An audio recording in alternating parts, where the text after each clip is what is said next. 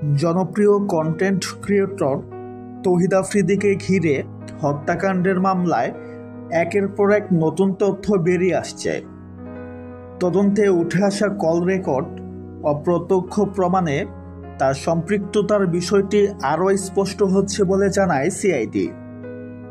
আইন বিশেষজ্ঞদের ধারণা, যদি আদালতে এসব প্রমাণ সঠিকভাবে উপস্থাপিত হয় এবং তার দায় প্রমাণিত হয়, তবে তৌহিদ আফ্রিদির বিরুদ্ধে সর্বোচ্চ শাস্তি হিসেবে ফাঁসির রায় ঘোষিত হতে পারে।